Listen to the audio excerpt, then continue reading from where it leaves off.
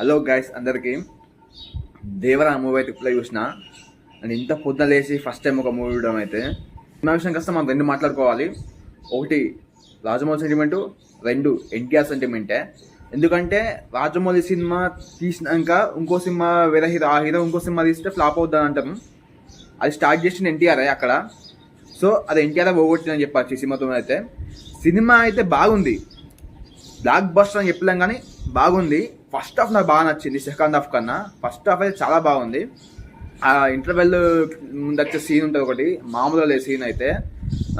Second half కూడా బాగుంది, పర్లేదు. అంటే ఫస్ట్ హాఫ్ నుంచి చూసుకుంటే సెకండ్ హాఫ్ పర్లేదు. క్లైమాక్స్ అయితే ఏదో అన్సాటిస్ఫై అనిపించింది నాకైతే. అంతగా ఏమనిపించలేదు క్లైమాక్స్ విషయానికి వస్తే. అన్సాటిస్ఫై అనిపించింది ఎందుకో. కానీ సినిమా అయితే ఓకే, చూడొచ్చు, బాగుంది. ఫ్లాప్ అయితే ఏం కాదు సినిమా. ఒక హిట్, సూపర్ హిట్ అని కూడా చెప్పలేను, హిట్ అని చెప్పచ్చు. బ్లాక్ బస్టర్ అని కూడా చెప్పలేను. ఎందుకంటే మీ సినిమాకి వెళ్ళేటప్పుడు ఎలాంటి ఎక్స్పెక్టేషన్స్ ఇట్లా లేకుండా చూస్తే ఇట్లా ఖచ్చితంగా మీకు బ్లాక్ బస్టర్ మూవీలానే అనిపిస్తుంది. ఎక్స్పెక్టేషన్స్తో చూస్తే మాత్రం మామూలుగా హిట్ అని అనిపిస్తుంది. యాక్షన్ సీన్స్ మామూలుగా లేవు. యాక్షన్ సీన్స్ మధ్యలో కొంచెం ఏదో మళ్ళీ మధ్య దానికి వచ్చి డిస్టర్బ్ చేసినట్టు కొన్ని సీన్స్ పెట్టడం, అది నాకు కొంచెం నచ్చలేదు. మళ్ళీ ఏంటంటే ప్రకాష్ రాజు దేవరా గురించి చెప్పే ఎలివేషన్ సీన్స్ ఉంటాయి అయితే అవి మామూలుగా ఉంటాయి సినిమాలో. అది హైలైట్ సినిమాకి. మెయిన్ థింగ్ ఏంటంటే మ్యూజిక్. నిజంగా చెప్తున్నా, అనిరుద్ధ్ ఇట్లా మ్యూజిక్ ఆ టైప్లో కొట్టకపోతే సినిమాకు సగం పోయేది. నాకు తెలిసి ఫ్లాప్ అయ్యే ఛాన్స్ చాలా ఎక్కువ ఉండేది. సినిమాని 50% లేపింది మాత్రం అనిరుద్ధే ఆయన మ్యూజిక్తోని. ఇక మిగతా విషయానికి వస్తే హీరోయిన్ జాన్వీ కపూర్ గురించి చెప్పుకోవచ్చు. జాన్వీ కపూర్ చాలా బాగా చేసింది. ఆ సాంగ్స్లో అయితే, ఆ చుట్టుమధ్య సాంగ్స్ అయితే బాగా అద్భుతంగా అనిపించింది ఆమె అయితే.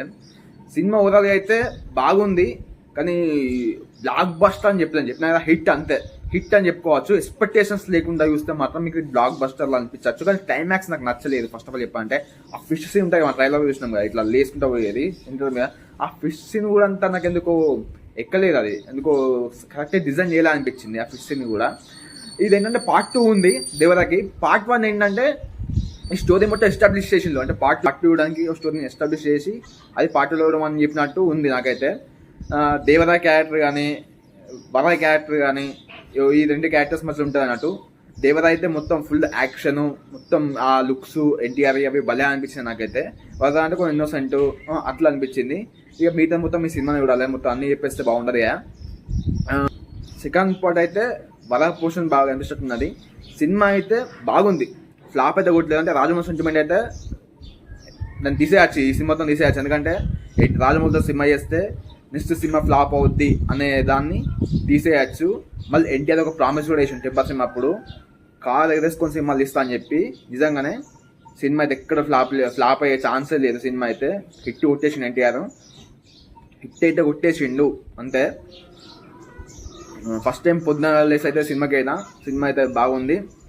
ఎక్కువ నేను సినిమా ఇవ్వడానికన్నా రివ్యూ ఇవ్వడానికే అంత పొద్దున పోయిన సినిమాకి అయితే. మరి ఇంత కష్టపడి రివ్యూ ఇచ్చినందుకు నా వీడియోకి లైక్ చేయండి, ఛానల్ సబ్స్క్రైబ్ చేసుకోండి. ఇలాంటి రివ్యూస్ ఇంకా చాలా వస్తాయి.